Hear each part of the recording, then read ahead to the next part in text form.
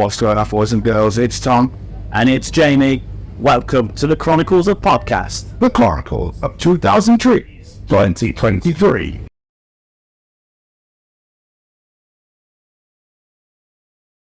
It's a lovely thing to call your husband's pack of that, isn't it? The never region. So close to the never regions, isn't it?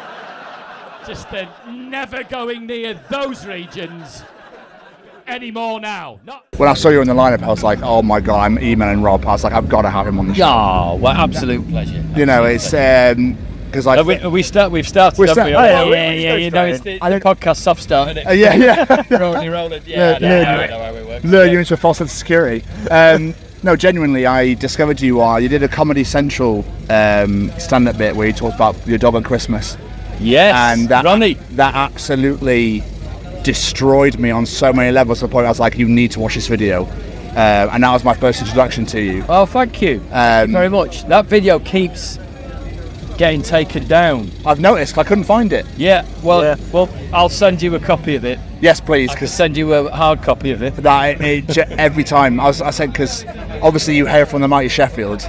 Yeah, well, originally from Macclesfield, but I live in Sheffield. Yeah. District now, yeah. So all those areas. Because my entire family are from Sheffield. And Are they whereabouts? My mum was from Jordanthorpe, and my dad was Low Edges. Amazing. Great names of places, aren't they? Absolutely. Jordanthorpe, Low Edges. I just love the fact you sounded northern saying those names. That's great. Dirtington, Grindstone, Shitfield. I love it. Gloucester. Yeah. So weird. Eckington. Eckington. Utterford. Bollocksborough. Maxborough. Coxborough. Some of these are real, aren't they? Yeah, they are. So work out which one. But anyway, how are you? That's the real place. How are you doing, Rob? Are you well? Very well, thank you. Delighted to be here. Just arrived, and it's Saturday, isn't it? Yeah, it is. Yes, yeah. I think that's an age thing rather than being out of my face. And I'm proud to say, actually, I'm always a bit worried about when you parachute into a festival that you're off the vibe. Yeah. That's a very uncool word to use. But I already stink, so I feel like, I might smell like I've been here for 5 days. Yeah. One of us. I did a gig last night in Llangollen, right? And I stayed in an eco-pod because I wanted a cheap hotel on the way down after the gig. But I emceed it, so I was on and off a lot. But I got very sweaty because it was very hot. Then I stayed in this eco-pod at this farm somewhere I arrived at 11:30, I had a late check-in.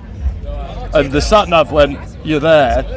And I got off the bike, and it was pitch black, just this desolate farmyard that looked like a myriad of different ways you could dispose of, entrails. And then I was just about, and all these dogs started barking. I thought I was going to get attacked.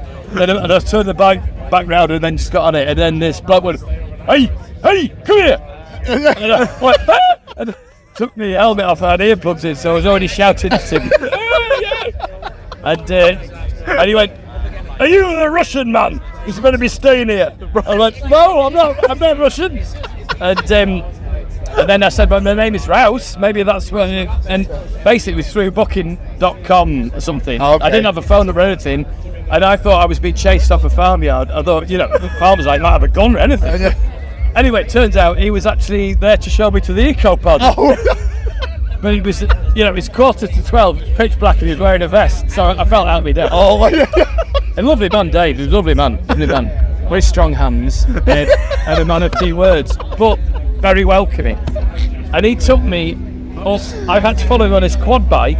But when you're like sheep farms that are really when they're really kind of desolate. Yeah. Gorse everywhere, sheep wool all over the place, rocks. It was like that, just kind of land only sheep can live in. I followed him on his quad bike, and it was like I was suddenly in junior kickstart on my bike, just because I had very pedestrian ride then. And it was like wheels were spinning and all that. I thought I was going to fall off. Anyway, followed him for about 5 minutes into the middle of probably, I don't know the language. Yeah, you can, yeah. Fucking nowhere. It really was. and this little pod. And he went, sorry about the flies, that's the leak. And there's fucking flies everywhere. And this little kind of hiccup pod with a bed in it. And then he took me around the corner and there was a shed with like a soil crapper in it that looked like, you know, the shed from Jesse's Diets on the Fast Show where you just come out and go, Oh, yeah. this week I supposed to be eating, turn it. Yeah. And then he just fucked off and left me there. And then it was amazing. There was no phone reception, nothing. And I cooked a can of beer, so I just got shit-faced and I went back and looked at the stars, covered in flies. And I went to bed about 1:30 and then woke up just sweating. Sweating like a bastard, because there's no curtains. And I just tied a t-shirt around my head. Took myself hostage. And then I think I sort of slept on and off till 10. But very, very sweaty, and there's no shower. So there wasn't even any Belinda wipes. So I hummed. You'd be alright, you'd be fine. You'd fit right in because obviously we've all been here for like 4 or 5 days, so Yeah. you're onto a winner there. I'm surprised. Have you had a wipe round? Yes, I have. Yeah. You gotta have a daily baby wipe. It's gotta be done. Yeah. Get yourself all fresh. the crevices properly cleaned up. Yeah. Oh yes, absolutely. Are you excited for your set later? I'm really looking forward to it. I really like. I've only been here about an hour, but I've had a bit of chat around. Struggled to get out of backstage. Me and another man ended up almost crying in the corner of some steel fencing. Really working out, we weren't fit enough to leap over it, and then we escaped through a gift shop. A gift shop, and a lady who was opposite initially freaked out. We were behind the counter, and I went, "Well, we're stuck." I was crying, and she let us out. It was a vape store or something. Anyway, so I've now escaped, and everyone has been just delightful. I think there's a thing, I've always had a theory with, because it's like metal and hard rock, isn't it? Yeah. This festival. Yeah. I always think, I like hard rock. I like my music like that, and I like all sorts of music, but I always find people who really do hard rock and metal, they're generally incredibly gentle, sweet people who just like to listen to things that are really loud. Yeah. But they're generally like the nice people who were at school, the sweethearts. You know, they were shy around the opposite sex or the same sex, whoever they were into. Yeah. You know what I mean?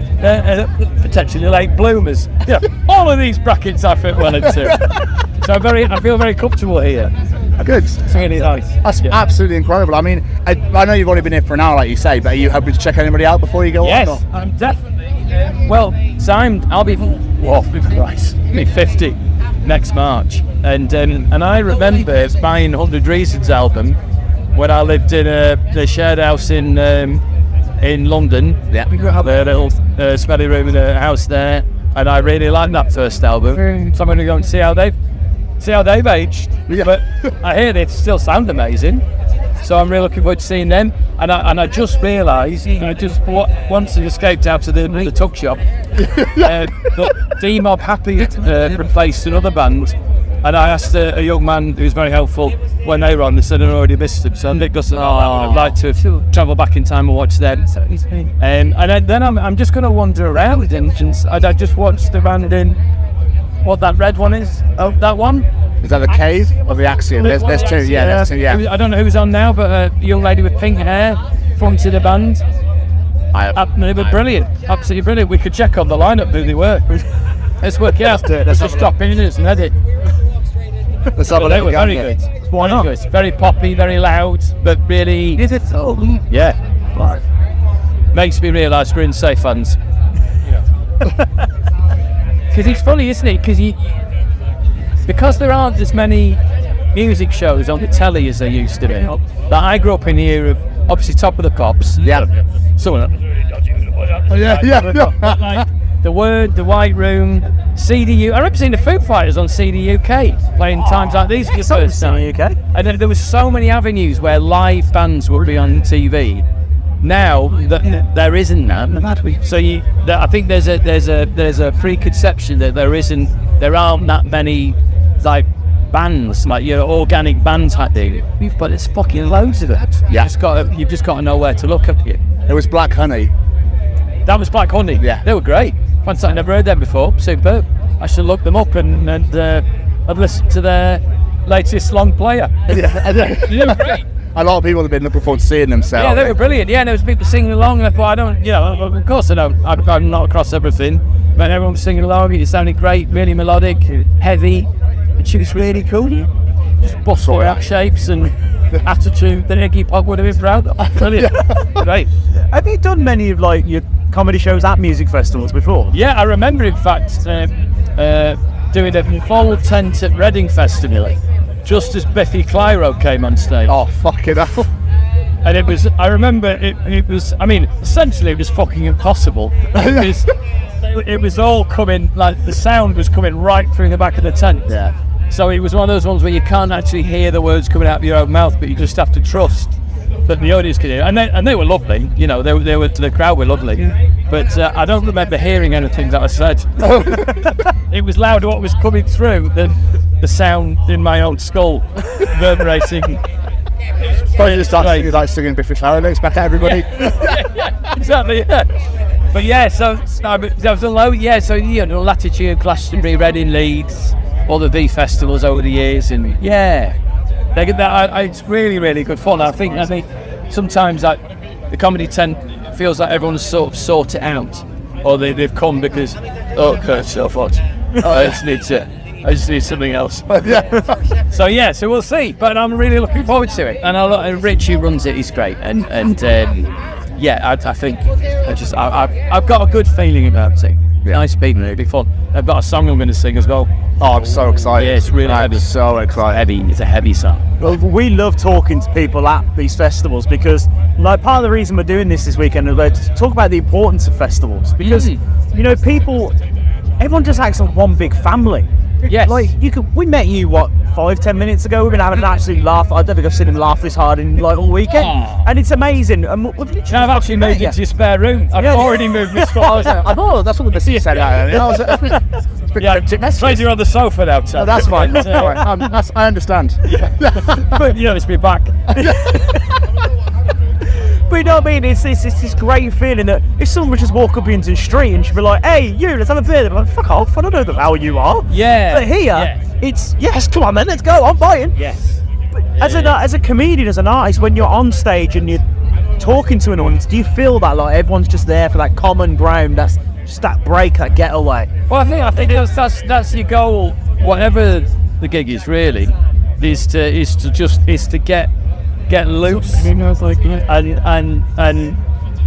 death or glory, basically. Yeah. Because the worst feeling you can ever have, I think, in it for any performer is if you feel like you somehow shrunk, or the environment made you shrink, and you didn't lay it all out on the table, for better or worse. I think that's what it's all about, and I think at festivals that's what people are after. Yeah. Definitely, because they could be, you know, they might have a bit of a fog that you've got to get through, you know, really depending on what they've been up to for the rest of their day. So you've just got to, but also it's also about trust, isn't it? Like that very thing you're saying, it's about meeting in the middle, isn't it? And that's what you try and do as a stand-up with an audience. Yeah, it's a deal. It's a 50-50 relationship. I mean, I find, you know, if you're in a comedy club or something, or a theatre or an art centre, and everyone's taking it seriously, it's already fucking over. The very fact that there are human beings sat there in chairs who bought tickets to watch another human being say things into a microphone with the aim of making them laugh, it's already absolutely fucking ludicrous. It's a stupid situation. So to take any of it seriously is moronic, isn't it? So that's what I love about that's what I love about Storm. It's about, and it's funny, after when you have that really good gigs, I just feel calm afterwards. It's not like an adrenaline rush. It's like I feel really relaxed and at ease. If that makes sense, because it feels like all disconnected, and I think that just taps into something very deep within us as animals. You know what I mean? And music does that too. And that's what's so special about music. It's always the greater than the sum of its parts, isn't it? It's something magical happens. There's notes bend and things infuse, and It's beautiful. Amazing stuff. You're absolutely right. And another reason we like talking to people at festivals, and the importance of these festivals as well, is, as we mentioned to you before, we affiliate with the Sophie Lancaster Foundation. And, you know, people are out there, they're getting bullied, they're getting abuse hurled at them, they're constantly looking over their shoulder for wanting to be who they are at the end of the day. Like, they want to have dyed hair, they want to paint their nails and whatnot, but they feel like they can't. So these festivals are a great place for people to just come and be themselves and just relax. And you're saying, you know, you grew up listening to like hard rock and metal and stuff. Like, is that something you've ever had to experience in your life growing up, being treated differently because of the music you listen to, whatever it might be? I mean, I was small, so I was little, so probably, you know, classic defence mechanism of making jokes and pissing around in order to deflect aggressions, stuff like that, I suppose. And I was shy, not like Orville the dog, you know, but like It's fucking a what? it's like singing snack cake. It couples out. This one's funnier. But I was shy, and I was small, and maybe I was a bit looking. I bet it's hard because I'm so old. I can't really remember.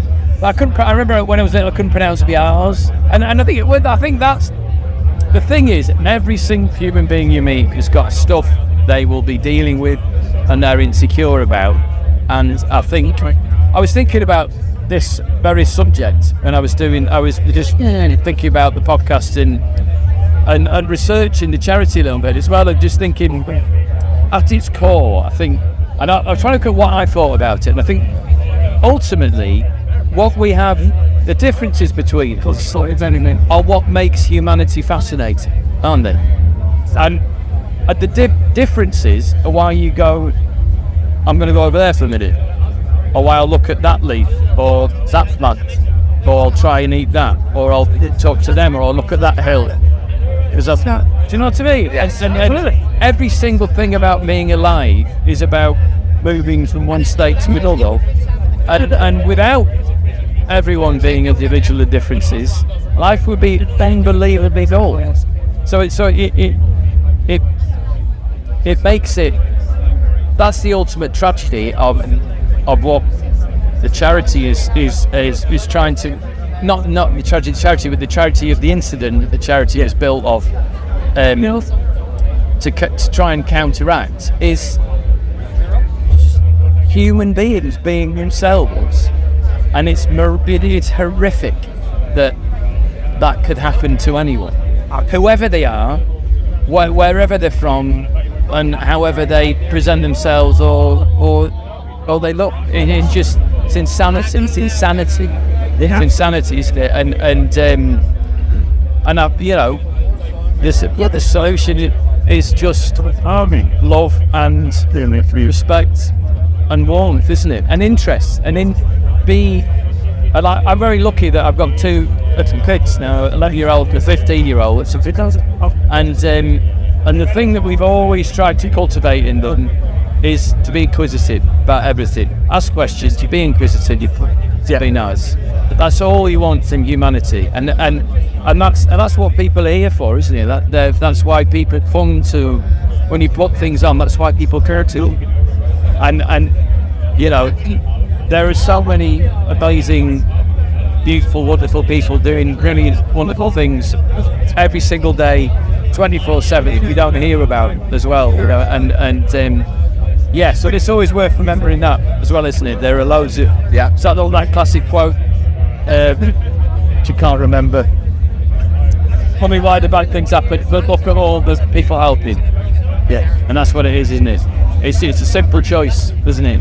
And maybe, you know, I don't know, like raising kids as well at this point in time, and you know, social media is a double-edged sword, isn't it? Of help, but also constant analysis. I think it's really, being a teenager is hard enough, and working out where you are, and that thing you actually realise as you get older, that no one actually is, the things that you're worrying about inside, what will they think? People aren't even thinking about that because they're thinking about their own stuff. So that's the biggest thing you can say to teenagers, is don't worry about what anyone else is thinking, because they're not even thinking about you, not in a bad way, but in a good way. They're thinking about their own stuff. So just get on and live your life and be yourself, you know. Absolutely. I mean, It's fascinating, like, but yeah, I don't know. What a world, eh? That's crazy. It's not. I mean, especially with teenagers now with all the social media, with these Snapchats, they can film everything. Yeah. It's just, I wouldn't like to be growing up right now in this. I'm happy with the generation I grew up in. Yeah. I think it's a lot harder these days. I think, it's funny because our son, we managed to hold off him getting a smartphone till he was 14, and that was just a decision we thought as an experiment. Me and my wife went, fuck it, let's just see what happens. Yeah. We'll say no, give him a little Nokia phone to let us know where he is, or he wants to ring people and text people. And then eventually, he's bought his own one. He plays the drums, plays the piano. We did some gigs last week with Nick Helm that I'll tell you about in a minute. Okay. It's amazing. Yeah. And he teaches kids piano and drums now. He's 15. Oh, wow. Beautiful boy. Wow. So he's bought his own phone. So the gloves are off. We can't, do anything about it now. But that's happened. But hopefully, he's got to find his way through navigating it. And it is that difficult thing when you've got kids of saying, get up, actually look at me while we're talking, or let's have a conversation, let's be here. But you have to come from a place of compassion that really hard for. Like, it's really hard for us as adults who grew up without them and then got them to cope with our addiction to it. So I mean, it's literally like a crack pipe in a teenager's pocket, isn't it? Yeah. But the dopamine crack pipe. It's really, I don't know what the answer is. It's really, but certainly I think this is part of it. I don't see everyone here sat around on their phones. I don't see when people sat just on the phone. Yeah. They're dancing around, having a great time talking, sat around campfires. That's what it is. So these things are doubly bullying, I think. For those reasons. They're real, aren't they? Stuff's really happening here. Words. You mentioned your rehearsal shows with Nick Helm that you've been doing. Like, how have they been going? It was brilliant. Well, so we've set up a bunch of gigs in the villages near where we live now. Okay. Called the Comedy Village. We did one in Baslow, one in Bamford, and one is near Beam, the Plague Village. They do all in little village halls, about 100 people. And we got Nick up to do them, and it was the 10th anniversary of his album Hot and Heavy. It was a fucking great album. It's hilarious, and they're great songs. And he came up to do them, and me and my son formed his backing band. So we did like a 2-piece backing band, and it was so much fun. And at the end of the third gig, I just went to my son and said, "There you go, there's your money." And he wasn't expected to get paid, and he went, "Oh!" And he's like, his first professional gig. He's doing a school talent show this afternoon. It's great. You don't get paid for that one. But certainly, music for him, because I'm so glad he's found it, because he's made so many connections with he's made really good friends through playing music, and every weekend they're just in the garage at our house, rehearsing, and I couldn't, when that's time where they're not on their phones, they're doing something really productive, creative, and it's beautiful. I'm excited. Yeah, absolutely. You've also got a podcast called The Unlikely Weightlifters. The Unlikely Weightlifters, yeah. What's the sensation? Well, it's me and my mate Tom Wrigglesworth, who's a really funny comic from Sheffield. And in lockdown, so basically, long story short, I built a granny annex in our gardens for my mother-in-law Jane, who's 84. She might not listen to this, I don't know. And I'm sort of a keen amateur builder. I like making things. So dovetails into all creativity, I think. And it was inspired by a builder friend of ours called Pete, who did some work at our house years and years ago. I remember saying, "Pete, can we do?" And he just, usually builders go, "I'll cost you." Yeah. I'll cost you. Pete went, "We could do all." And I fell in love with him. He's a little round fella, and one of his eyes looks outwards. Yeah. And he'd be the first to say that. I'm just trying to paint a picture of him. So, but the guy, and he's genius. So having had that conversation, that he just casually picked up a Rubik's Cube. It was all scrambled up while I was making him a cup of coffee on the first day, and he just finished it. Had to back down there. And I thought, here we go. This guy's amazing. And And he basically, when I decided I wanted to build this annex, he came over for about 4 hours and said, like, this is how to build it from the ground up, timber frame building, insulate it, all that kind of stuff. So he's become a really good name, Pete. I love it, it's brilliant. And so we had to build this thing, but my back's always been quite shoddy. And Tom, he's about 6'5", incredibly skinny, and he took, in his own words, he took an online BMI test. So turned out he was medically emaciated. It was like an extra from Tenco. So he took it upon himself to put on like 20 kilograms just so he didn't have any more back problems. He's got little twin girls. He was picking them up and his back would go out. So we thought we could start weightlifting, but not like, we're scared of gyms. There's all, the posing and stuff. Yeah. And all the lycra and things. But realised that Tom did a deep dive, that if you do squats, a bench, a press of some sort, and a deadlift, those are 3 big, they're called compound exercises. It's all you need to do. It's all functional strength. And we did it for 9 months, and I built the annex. It took me 6 months, and I had 1 tweak in my back. It's amazing. And I lifted everything on site, everything into place.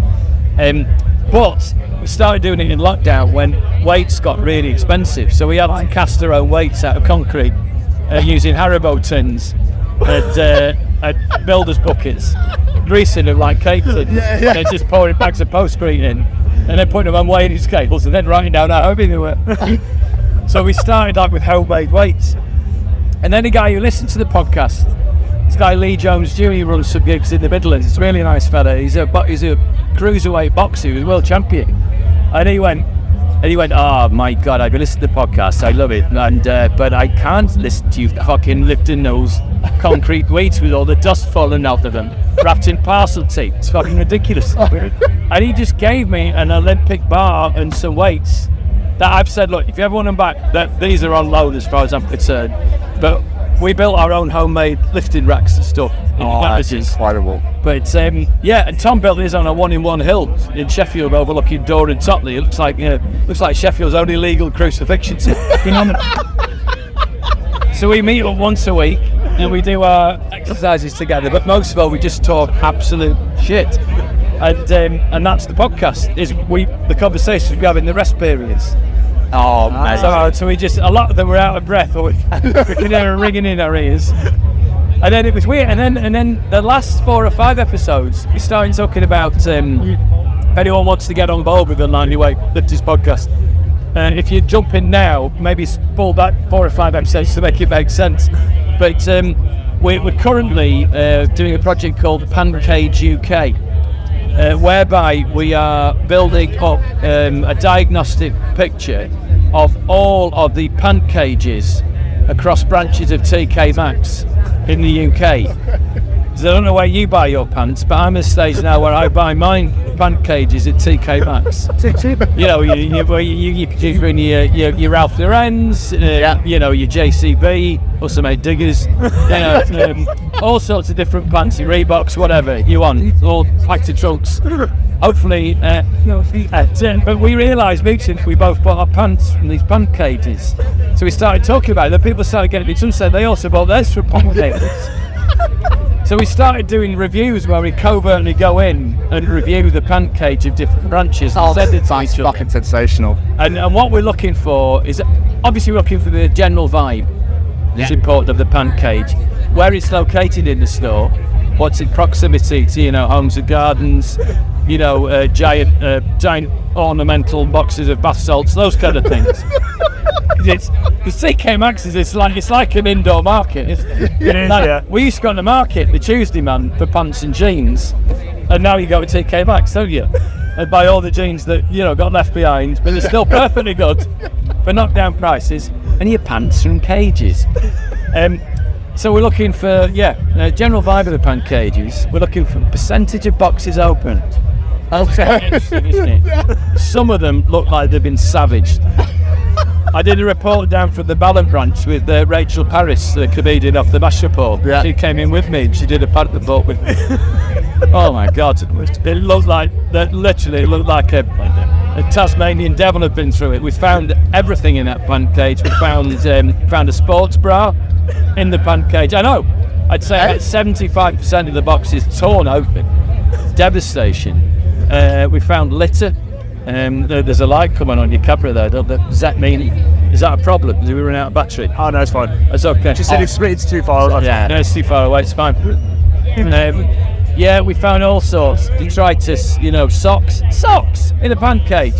Unbelievable. Outrageous. But conversely, Tom did Sheffield South, and it was absolutely pristine. My wife did Hull, while she was in Hull, and great shape in Hull. So we're basically building up a picture of all the pancakes, and people have been sending their own in. That's so people amazing. going into TK Maxx and covertly recording themselves or filming themselves. I mean, because there's a frisk of excitement when you buy the pancakes. I mean, Yeah. potentially breaking the law. I don't know whether they're breaking the law, but it's all in good faith just to help build up a better picture of the pancake situation across the UK. It's called Pancakes UK. That's absolutely. Yeah. Where'd you get your pants? You get yours? Primark. Primark. So similar. Do they have a cage format in Primark? No, unfortunately not. It's racked. It's racked. Okay. Wow. So what on shelving you? Yeah, they're like on the hooks. It's on hooks. Okay. Yeah. You're classy. Yeah. Cool.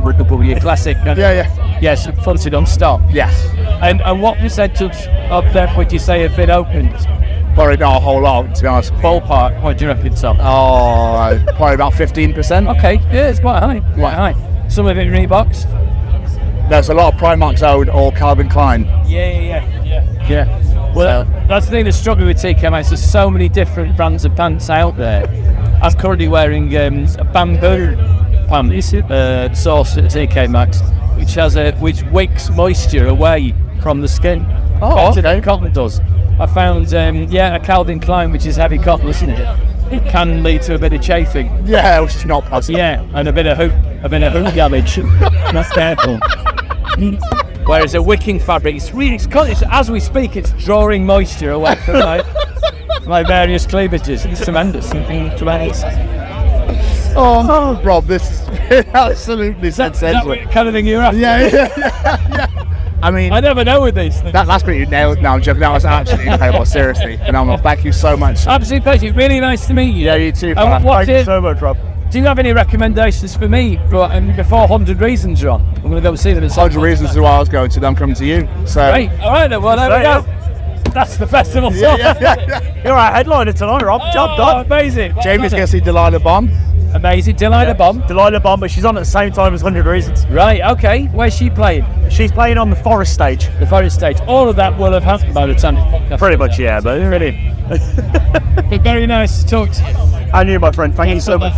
We're down there. Just it's starting to rain as well. Oh, school us down the red.